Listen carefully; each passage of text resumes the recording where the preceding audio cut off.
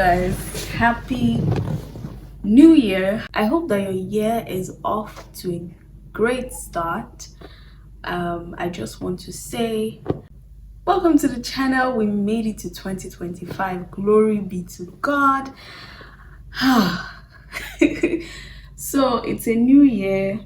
You have plans, you have goals, but this is just me. I wanted to make this video as early as possible because it's something that I struggled with all through last year.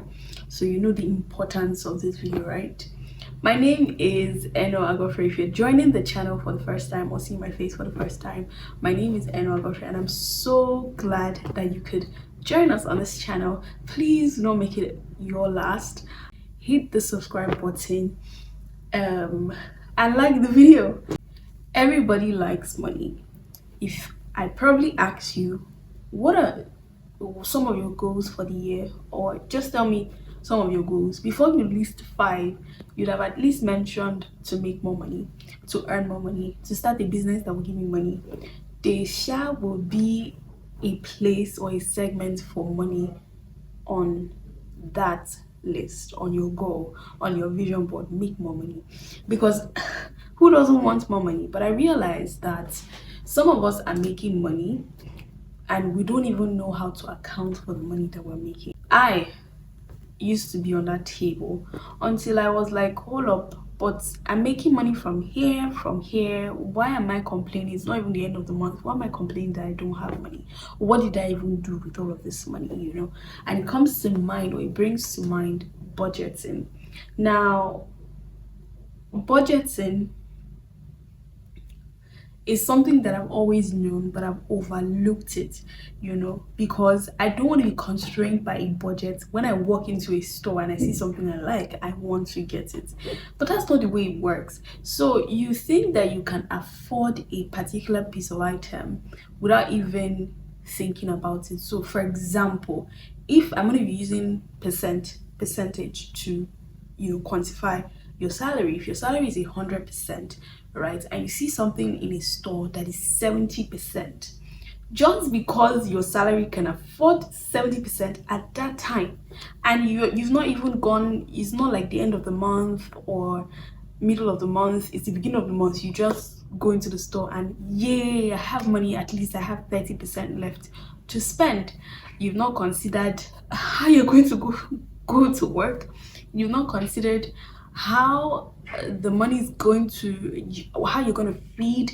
You've not considered your savings. You've not considered your investments. If you're not, I think everybody should start investing, you know, at this point. It is not a cliche when financial advisors or experts tell you that you should start budgeting. Think about it. If you are bleeding and you're losing a lot of blood, you can clearly see that you're losing a lot of blood, and you go to a doctor and the doctor can see that you're losing a lot of blood, and the doctor does not do anything to stop that blood, instead is pumping blood in the other hand. What's happening? You're taking in blood, but blood is going out. Instead, what you need to do is to close this wound first and then infuse more blood if they need be. So the very first thing that you need to do before you set that financial goal, the first goal for your finances is to learn how to budget. Luckily for you, you have somebody who's going to be telling you how to budget in 2025. So let's get right into the video, okay?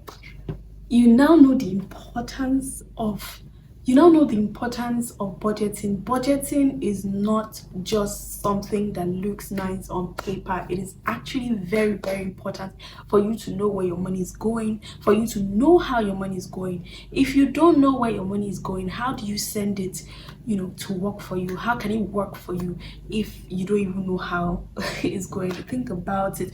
You don't want to do 30 days and all of and nothing to show for it. All right, so you really need to know where your money is going to. Think of budgeting. Let's make it a fun way for you to be able to to fun and easy way. Let's classify it. I'm not going to give you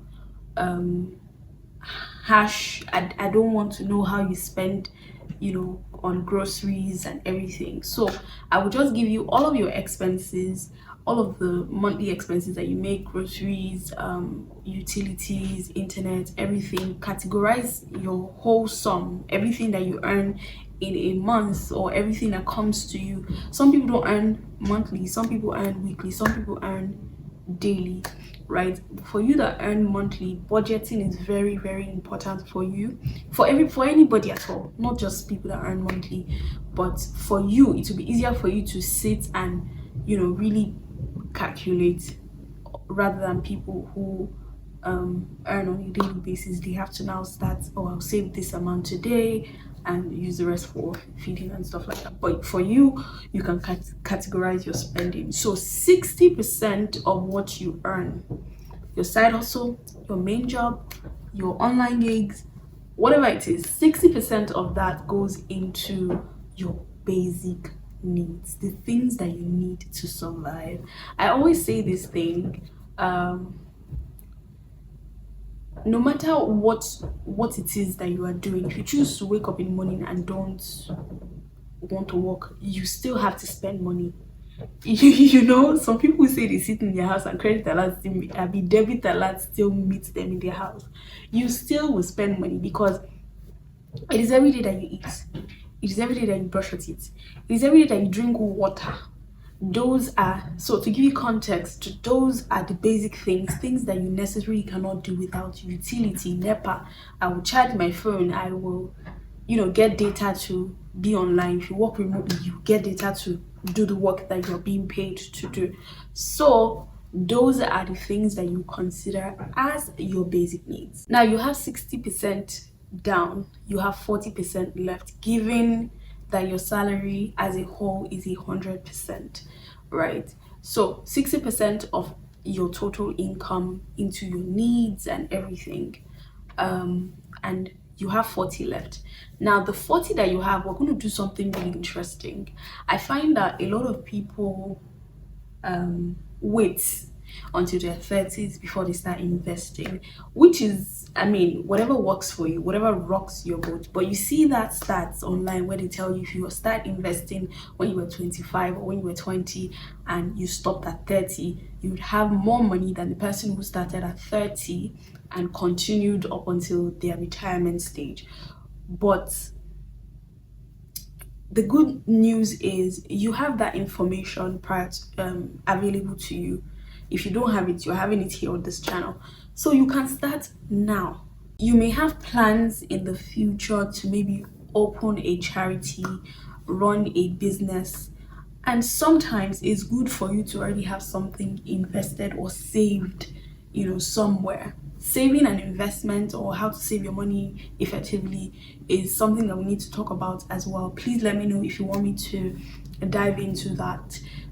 This coming year or this month, we'll just talk about our finances. We need to get this money right. What you want to do is, now the 40% left, you want 20% in investing. You want to invest 20%. Now 10% savings and another 10% emergency funds. Hold up, I'm sharing with you what I have decided that my budgeting structure is going to look like. 60% for my basic needs, whatever it is that I want to do. I don't care how you want to. You can say 5% transportation, you can say 5% utility, you can say 20% food out of that 60%. I don't know how you want to do it, but 60% has to go into your basic needs. All right, now 10%, I'm going to explain to you why emergency funds is as well as important. While emergency funds is as important as savings. Now they tell you that your emergency funds should be at least 6 months of what you would typically survive on if you don't have a job, which means 60% of your salary, because you're surviving on that 60% multiplied by 6, whatever that figure is what you need to have for your emergency funds. Now you need to save 10% of your current income, what you earn totally. I hope I'm not missing anybody. Because why emergency funds important? Because you don't know if there's a reason why it's called emergency. Now you have savings. Savings could be, you could have a mission for your savings. I want to travel to Dubai next year and my savings is going to cover for that. I want to pay my rent next year and my savings is going to cover for that. Your saving, you can increase your savings and say, oh, let's do savings 20% and investment 10%, whatever works for you. But I want to do 20% investing and 10% savings, right? So your savings could be, oh, I need to buy a new phone, I'm saving towards that. I need to buy a new laptop, saving towards that. I need to rent a new place, saving towards that. Now, emergency fund is those things that come up on unannounced. They did not tell you that they are coming, they just come. For example, you fell sick. For example, your phone screen fell and broke, so you have to fix it. Right, so that's what emergency fund is. So now that we've broken down the structure of budgeting, I hope that you understand that, and I hope that you can take the lessons learned in this video, or the structure. Your structure may be different. You might choose to do 50% need and allocate the other 50% into other things that you think might work for you. If you have a business on the side and you want to contribute towards that, you can also allocate money towards that. There is no hard and fast rule to budgeting. The only thing that you need to know is that you need to account for every single penny that comes into your account. Now, I know budgeting is, for some people, you've heard the term before, but you've never really put it in practice. You've never really tried to make it work. Now I want to share with you some ways, practical steps that you can use to make your budgeting work. So for example, if you're a 9 to 5 and you earn monthly, what you can do, if your 60% you've allocated for the different things that you need to do, you can withdraw the money. You are sure that this will cover, there's no extra, or you can add extra, like there's no extra cost, right? Somebody said that, oh, they tried budgeting and it didn't work because at the end of the day they find that if transportation was 10% initially, they ended up spending 15%. So you can make room for adjustments and make room for exceeded miscellaneous. You can make room for miscellaneous. So if you're in your 60%, but if that is not enough, remember, money is really never enough. You just have to stick to the budget. Right? If your budget says enter public transport, don't you enter Uber.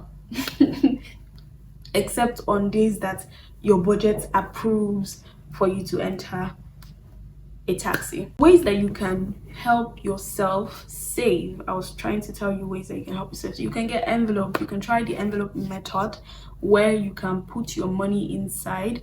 Some people are not so great with cash. I don't know, but if you are, I don't do cash anymore like that. Put money in different envelopes. This is for transportation, this is for this is for that, just in different envelopes like that. That would help you. Or in different accounts, envelopes or bank accounts. Your problem might be bank would take their charges, but yeah, that's the allowance that you need to make for budget. How do we talk about finance without me telling you that your money that you're earning is probably not enough? That's the sad news. But the good thing is there's always room for improvement, which is why first of all I gave you the analogy of when somebody's bleeding. You're complaining, oh, it's never enough. I don't have enough to send to my siblings. I don't have enough to send to my mom. I have enough to send to even myself. I want to buy a new hair, I can't buy. So you're complaining of all of those things, but that's the bleeding part. But if you try first, before injecting new blood, you cover up the old blood, the wound here, you try to suppress it, you try to stop it, then you can now inject new blood. So brings me to my next point. money will never be enough. So you need to start looking for ways, right, that you would, because I'm sure when you've done the budget and you calculated 60% of your income, you're like, but I will transport 30 days. I will go to the I will go to work for 30 days. I would also be eating on these days. So you mean to tell me this is my budget for this particular day? No, no, no. It's not gonna work. It's not gonna work. So this is really why you need to look out for things that you can do to get extra cash. Again, if you want me to share ideas with you, I will be more than happy to do so. Now track. I gave you the option of either using envelope or using a bank account, but you need to still track it. You need to ensure that you are in line with your budget. At the beginning of the month, you've drawn out, you've allocated, each percentage, you've given directives to your money to work for you. And now it's time for you to see it through. So track it. Whatever expense that you're doing, write it down. Some people are not so great with Excel, but Excel is also on your phone. You don't need to get a laptop to do it, because sometimes if you wait for a laptop, you can miss out on the things that you're spending. Now, if you haven't budgeted before to know if 60% of your salary or of your money income will work for you, you can take a pen and paper and just be writing down everything you spend in a month, and then just go and total it. Which one needs to be less? Which one is an unnecessary expense? I'll leave you with this very important point. Earn before you spend. I know some people's salary that came in December has finished. They are already thinking, daydreaming about 30 months, if they have 30 months, and already thinking about January salary as well, what they will use it for. But it is always wise that you earn it before you start spending it, because you've gone to somebody's shop to go and take things on credit. I personally don't like taking things on credit. I just think that it's you're stealing away from your future, something like that. But I don't like owing people. That's my personal preference. But if it works for you, but really, how does it even work for you? Because when the money comes, it's somebody's money. It's not your money. Yeah, so it's not really fun like that. So yeah, earn before you start spending, before you start splurging the money. And I want to encourage you that things will get better. Money will come. I always tell my friends that money will come. Trust me when I say that money will come. Just keep hope alive, be positive, do these things. It is not something that they do.